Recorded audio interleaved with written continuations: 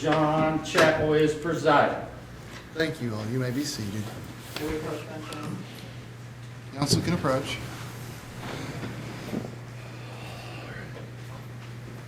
See the defendant here? No, she's not in here yet. She has asked us, given us permission to go ahead and waive her actually being in here while the hearing is going on. She really doesn't want to be out here hearing anything or facing the other side of the family. So she's asking to have her actual appearance coming in here waived. This is what they call one of those critical stages in the proceeding. And I believe the case law could say that the defendant can waive appearance at that. We can't waive it for her. And you're saying that she's waiving her appearance to be here. She has specifically requested us to do that, Your Honor. She is in the holding cell. Response. Your Honor, as long as that's a non-waiver, exactly object to that. That being said, probably the best procedure is to talk to her herself in terms of the record. You mean to bring her in, and then I would ask her on the record if she's waiving her right to appearance for purposes of testimony, of the hearing of the testimony in the preliminary hearing. I think that's a reasonable request, and I think it preserves the record because the stakes here and involved, we want to make sure we do everything correctly. Okay, I'd like to do that on the bench. Yeah, no objection. Okay. Bring the defendant in for that purpose.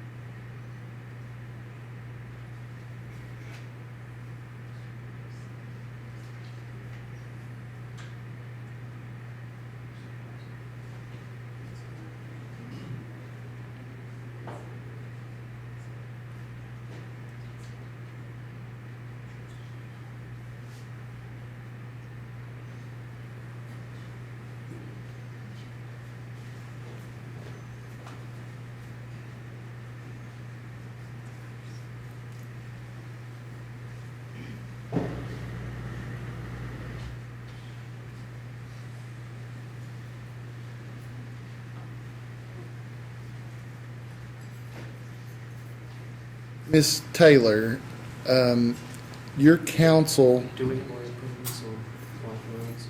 I think this is public record, I'm not going to white noise it. Ms. Taylor, your attorneys have asked on your behalf, at your request, my understanding, that you do not wish to be present at this preliminary hearing. That is correct, sir. Thank you. and they've explained to you that you will not be hearing the evidence that has been gathered up to this point, a preliminary version of the evidence against you. Is that correct? Yes, sir. And you're doing this of your own free will. Is that correct? Yes, I am, sir. Counsel, any questions? But you want us to go ahead and do a hearing, though? Yes, that's right. Counsel? I think the court's admonition is sufficient. Thank you. This is a critical stage of the proceeding. I think the defendant can waive the hearing or waive her appearance at hearing. I think that's the law on this subject, and we put it on the record. She may be returned to the detention facility. Thank you, Your Honor.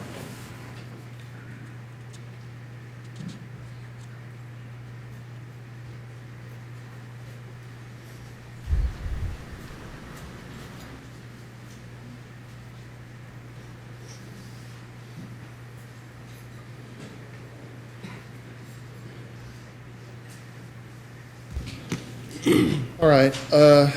This is the case of Commonwealth versus Courtney Taylor, and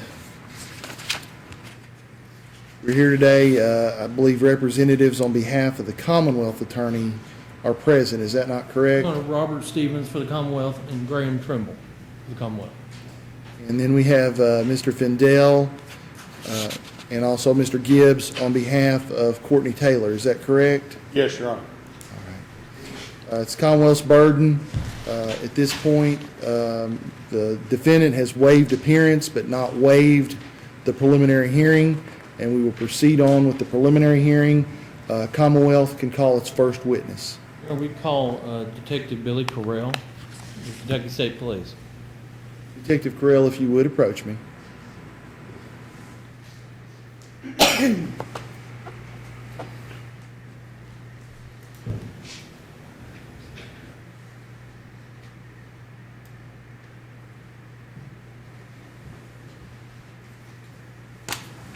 Do you swear to tell the truth, the whole truth, and nothing but the truth as you shall answer unto God? Yes, sir, I do. You can be seated. Counsel for Commonwealth, can I ask? Can you tell your name to the judge? Billy Correll. And Detective Correll, who do you work for? I'm a detective with the Kentucky State Police. Were you called to investigate a homicide on January the 13th of this year? Yes, sir, I was. And can you tell what you discovered when you arrived at the scene? On the night of January 13th, 2017, it was approximately 10:12 p.m. The Whitley County Dispatch received a 911 call. That call was placed by Daniel Taylor, and he was requesting law enforcement emergency assistance at 2070, I believe it was South US 25W, and that is just outside the city limits of Williamsburg.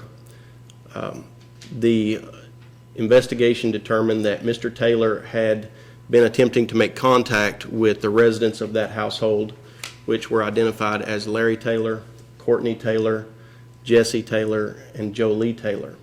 All four reside at that residence. He had attempted to make contact without success throughout the day, as well as some other family members doing the same thing. He had gained entry into the back door of that residence to check the well-being of the family members or the residents of that household, and he located Courtney Taylor inside the residence on the living room couch. He stated she was asleep and she was in possession of a 9mm handgun. What did he do with that firearm? He removed the weapon from Courtney Taylor's possession and placed it on a bar in the kitchen, which is adjoining to the living room. When Mr. Taylor, Daniel Taylor, left the residence, what did he do? Prior to leaving, he tried to wake Courtney up, which he was successful at after he removed the handgun from her possession. He proceeded towards the back of the residence and entered the bedroom of Jessie Taylor. He observed Jessie Taylor in the bed. She was unresponsive at that time, and he believed she had an apparent gunshot wound. And it was after that that he exited the back of the residence. Did he call for assistance, 911? Yes, sir. That was when the call was logged at 10:12 p.m. and that's when he had called to request law enforcement assistance. 2 deputies were the first to respond to that scene. What happened when when the deputies arrived? The deputies were Deputies Saunders and Fox. The officers made contact with Daniel Taylor as well as some other family members that had gathered outside the residence. They were informed briefly of what had been observed by Daniel, and they gained entry through the back door as well. Once they made entry into the residence, Deputy Saunders stated he observed Courtney Taylor in possession of a small black handgun, at which time she raised the pistol in his direction, and he discharged his weapon 2 times. Once then she dropped the weapon, she was no longer a threat. That's correct, yes, sir. They began administering first aid and requested EMS assistance. When EMS arrived, did the defendant indicate that there might be other people injured in the home? Yes, sir. According to the officer's statements, she was indicating that she wanted to die, that she had a what she referred to as a DNR, which we believe is a do not resuscitate, and that she stated, it isn't supposed to be this way, just let me die. As one of the units on the scene proceeded towards the back of the house, she told that person that there were 3, was her statement, that there are 3. When officers and EMS went into the home, they in fact found 3 persons dead. Yes, sir, that's correct. And that would be Larry Taylor and their 2 children. Yes, sir. They were. There were 3 separate bedrooms. It's a single floor structure, and each of the victims were in their respective bedrooms in their beds. Each of them had received at least 1 gunshot wound to the head. Yes, sir. The deceased were later taken to the Kentucky Medical Examiner's office in Frankfort, where autopsies were conducted, and it was determined that they had each suffered at least 1 gunshot wound to the head. Now, the defendant, Courtney Taylor, was taken to the hospital for injuries where the police had shot her. Yes, sir. After she was released from the hospital, did you get to did you interview the defendant, Ms. Taylor? It wasn't after she was released from the hospital. It was that evening or that night or early the morning of the 14th, she was transported from Baptist Health in Corbin to the University of Kentucky for additional medical care. On Monday the 16th, I went to the University of Kentucky and spoke with Courtney Taylor. Did she indicate that she had killed Larry and their 2 children? Yes, sir.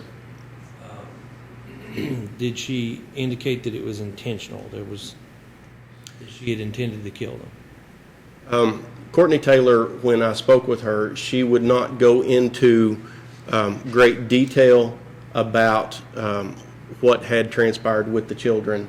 Her statement to me was her reasoning for shooting Larry was she had received a cash settlement or a large sum of money in the vicinity of $260,000 or $270,000, which I was later able to determine to be $264,000, and that was deposited on June 30th of 2016 into a bank account.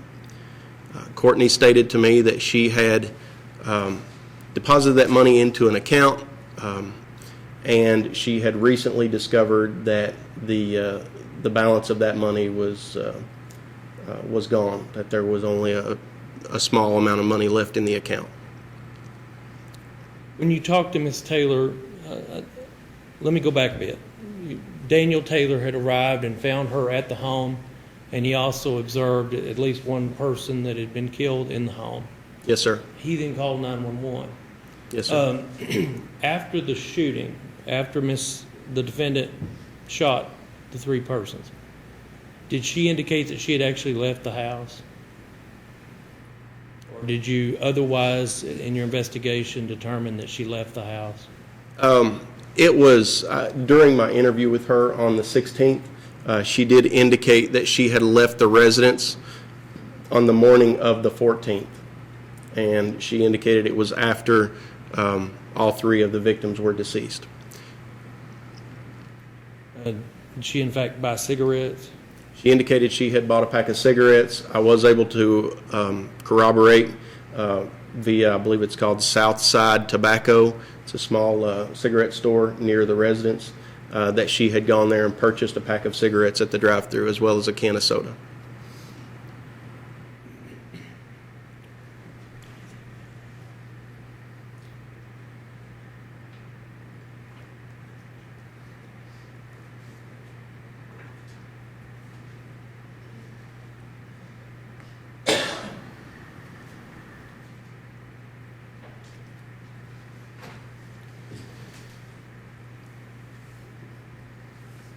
You talked about why,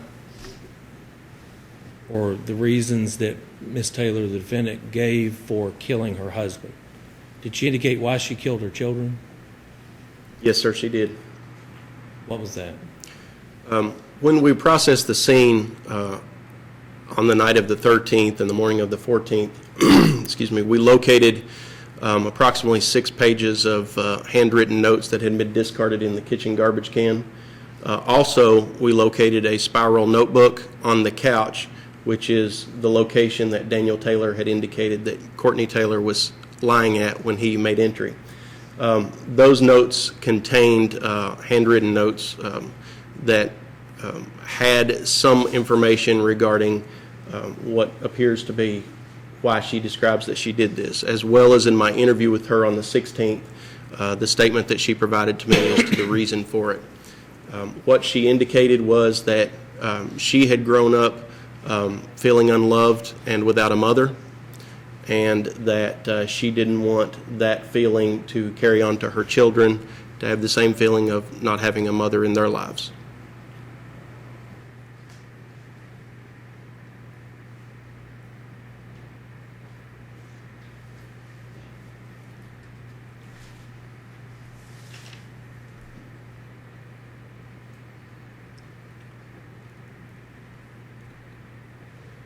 The wounds as to the children,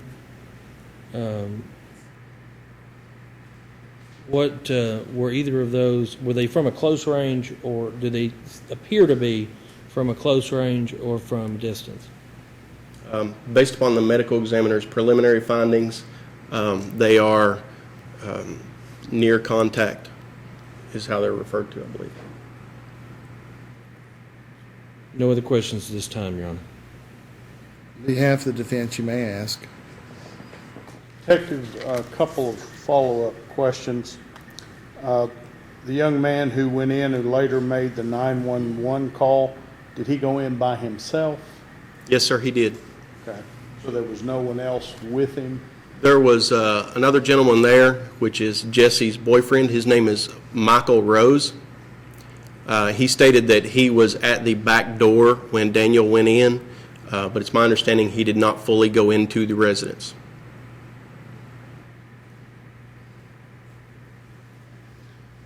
And you indicated that over the course of the day that different people had tried to reach the family members. Did anybody else go to the house for Yes. any reason?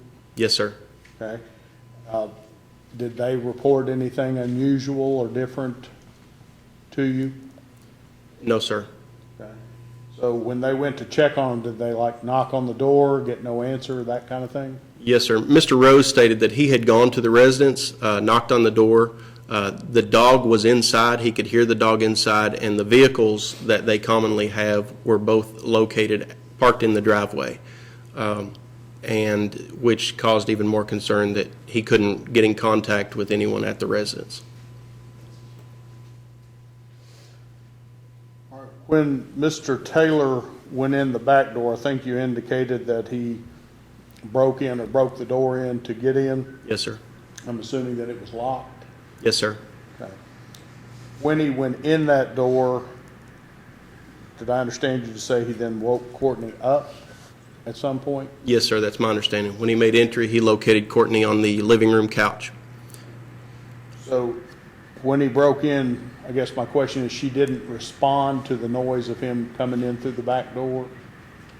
He didn't indicate that she did. He indicated that she was asleep on the couch.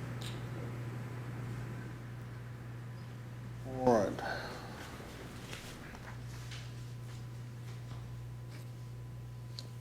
The statement that you got from Courtney on the 16th while she was at UK, is that a recorded or handwritten statement? It's a recorded statement, sir. Okay. And did you do that interview, just you, or was there someone else with you? Detective Jessie Armstrong was also present for that interview.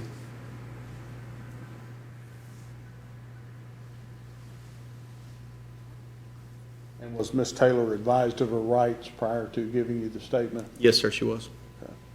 Subsequent to her release from the hospital and being returned to the jail, was she interviewed again? Not prior to her being taken to the Whitley County Detention Center, no, sir. Once she got back to the Whitley County Jail, was she interviewed again? Yes, sir, she was. Who did that interview? On January, I believe January 27th, Detective Jessie Armstrong conducted an audio recorded interview with her at the Whitley County Detention Center.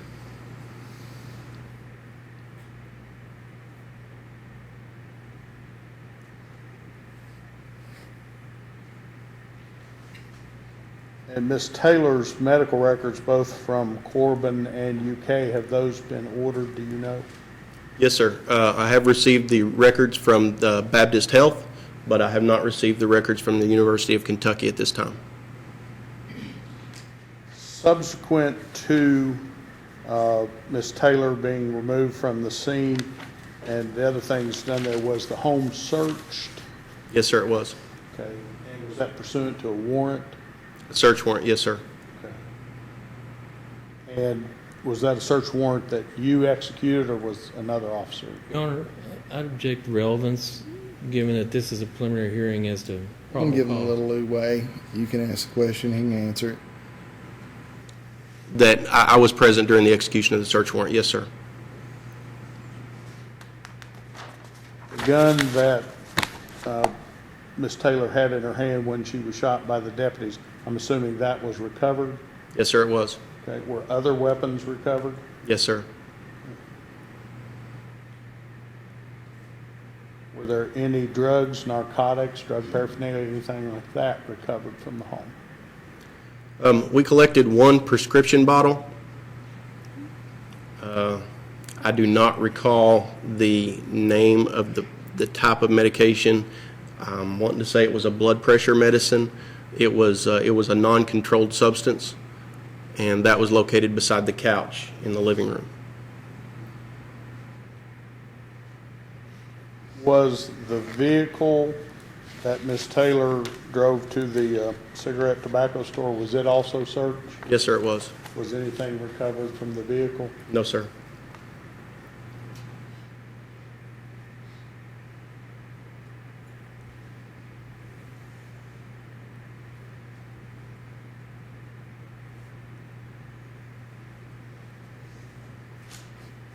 There are two felony charges here for attempted murder. I'm assuming that's the two deputies that confronted Ms. Taylor? Yes, sir. Okay. Did either one of them indicate to you that she fired a shot, or did she raise the weapon? Exactly what happened? They indicated that she elevated the pistol and pointed it in the direction of Deputy Saunders.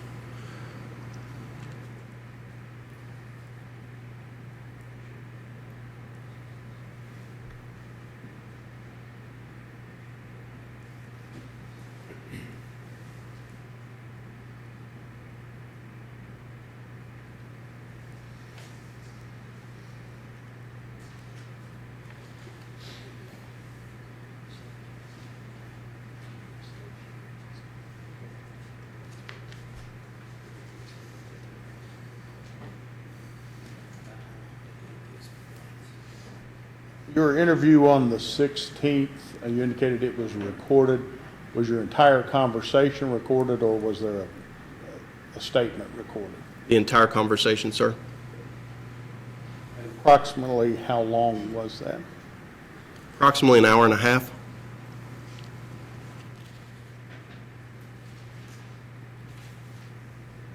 And she was receiving medical treatment in UK at the time? Yes, sir. And the interview with the detective at the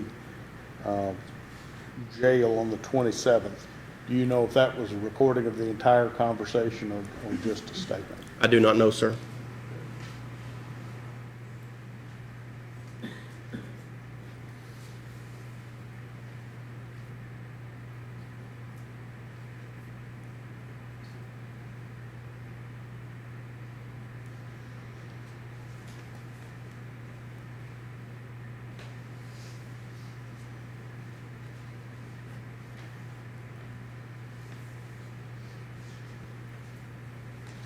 Other than the two deputies that went into the house and the young man, Mr. Daniel Taylor, were you aware of anybody else who might have gone into the residence before you arrived?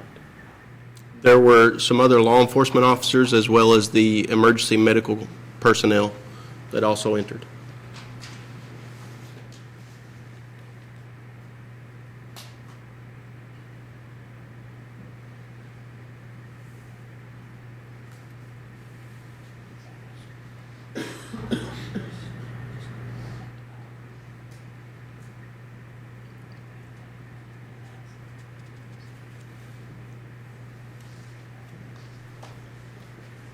No further questions, Your Honor.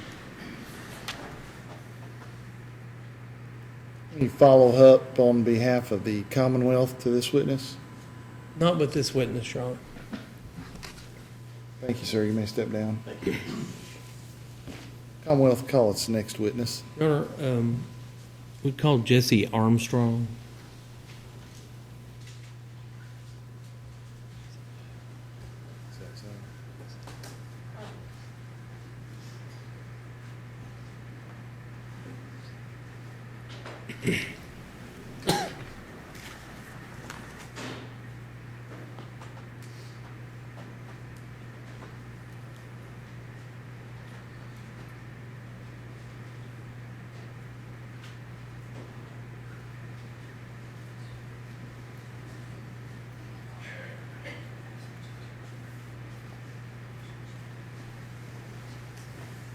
Do you swear to tell the truth, the whole truth, and nothing but the truth, as you shall answer unto God?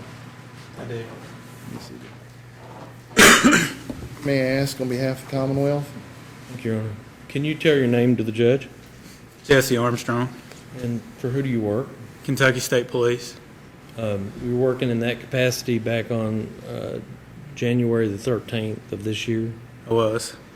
Why were you called into the case? I was called to this residence and asked to help with the officer-involved shooting portion of the case. The standard procedure when officers, in this case from the Whitley County Sheriff's Department, had used potentially deadly force, fired a firearm, for an outside agency to be called in to investigate that. It is. Tell us about your investigation as to that. Upon arriving, I did a quick walk through the scene, began speaking to witnesses that were there during the police shooting part of the case. Did you, the firearm that Miss Taylor had used, the defendant, were you able to determine its condition? It was not loaded. It didn't have a magazine in it. Safety was off when it was recovered.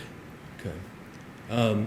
When you recovered it, it was not locked back in an open position. No. It was with the chamber closed, but no magazine That's correct. and no firearm in it. You interviewed the witnesses at the scene. What did they indicate she had done with the firearm? As far as the witnesses that were actually there, nobody saw what happened inside the house. There were some standing outside and some deputies and officers that arrived just shortly after The deputies involved in the shooting were interviewed a few days later. And what did you determine from that? During that interview, they basically said that they responded to this complaint. They realized through the dispatch center that there was a firearm involved, and there was people there that were deceased. They responded and came into the back door of the residence, and when they got just a little bit into the home, they encountered Courtney Taylor coming down the hallway with the gun we've been talking about in her hand. One of the deputies kind of split around to the right side of the house, which is separated just by like a partial wall, and the other one kind of stayed in the area that he was in. They addressed Miss Taylor, asked her to drop the weapon, and she pulled it up from her side and pointed it at Deputy Saunders, which he fired his weapon twice.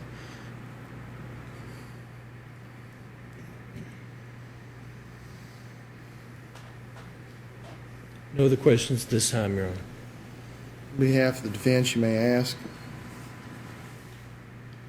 Detective, the gun that was said to be in Miss Courtney Taylor's hand, did you take that into evidence, or was that taken by other detectives or other people? I collected that. And the gun itself, we've been told that an individual took a gun from Miss Taylor and had placed it upon a bar or table kind of thing. Did you determine if that was the same gun or if that was a different gun? Do you know? It's the same one. You know if the person who removed the gun from her took the magazine out, unloaded it, or did he just place it on the counter? That was his statement, yes, that he took it and unloaded it.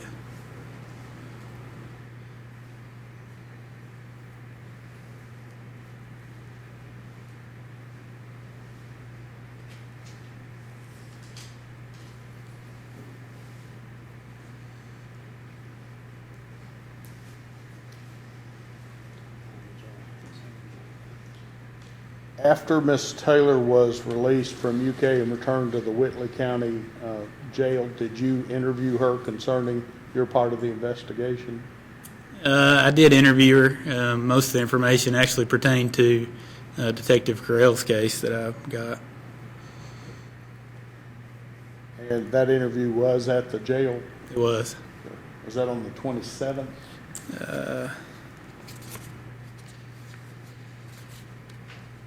26th.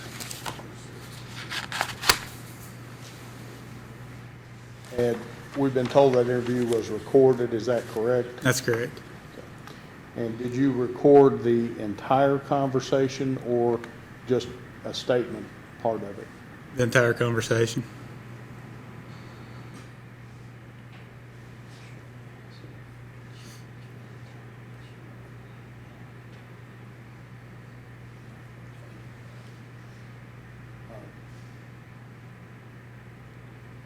This conversation, she was advised of her rights prior to you talking to her? She was.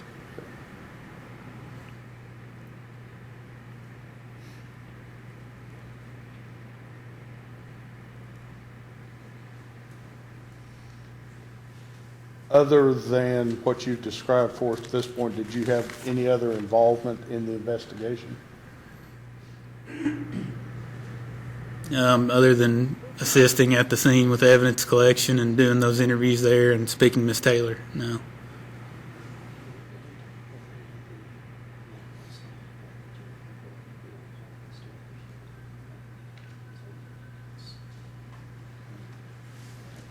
When you spoke with Miss Taylor at the jail, were you advised of her medical condition once she was returned? I was not. Were you advised if she was on any medication or being treated for anything on her return? No.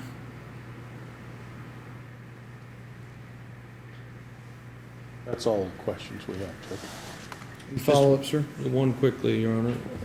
Detective, for Miss Taylor to have raised the firearm at the police officers, the Deputy Saunders and the other deputy, she would have retrieved that gun from the table before she pointed at them. Is that correct? According to Daniel Taylor's statement, yes. No other questions, Your Honor. Follow up regarding that? No, Your Honor. Any further questions of this No, sir. witness? No, Your Honor. Thank you, sir. You may be excused. Any further witnesses on behalf of the Commonwealth? No, Your Honor. Any proof on behalf of the defendant at this time? No, Your Honor, there's not. Counsel, it's very clear there's probable cause. It looked like Detective Carell put in place regarding the murder charges, and then Detective Armstrong was there for the officer-involved shooting aspect of it, investigating that portion of it. And therefore, the court does find probable cause both in regard to both cases, the 3 murders and then the 2 attempted murders, based upon the testimony as presented here in court today. The case is bound over for the grand jury. Counsel for the Commonwealth, if you could provide me with, you've got the grand jury date here. Looks like the next grand jury return will be February 20th. That's correct, Your Honor. The next appearance date is Monday. The defendant is ordered to reappear before the Whitley Circuit Court on February 20th, 2017 at 11 o'clock a.m. to see if she's indicted. There is one other matter if we may approach just very briefly. Go ahead.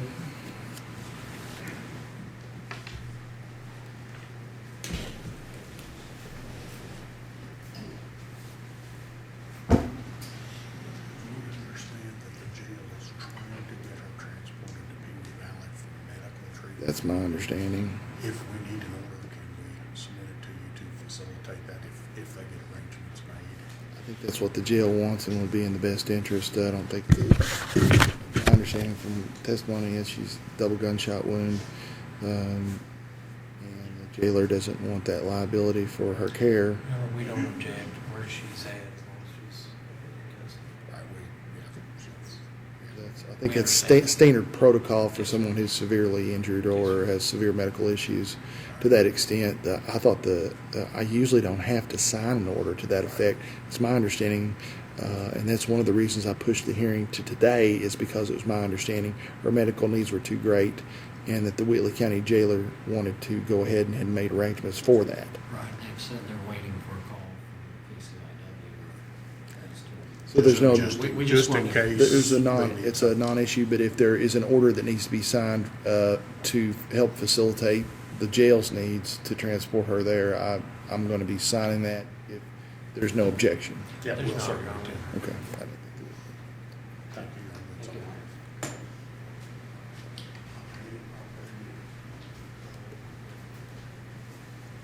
On behalf of Commonwealth, any further issues at this time? No, Your Honor. Nothing further from us, Your Honor. Remains as bonded. Her next court date, February 20, 2017, 11 o'clock a.m. Bond remains the same.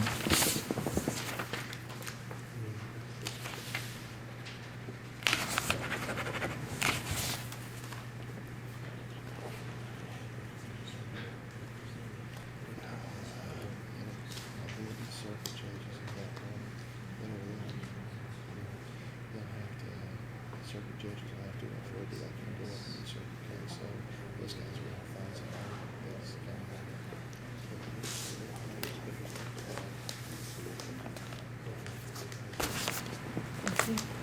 Hearing concluded, court's in recess.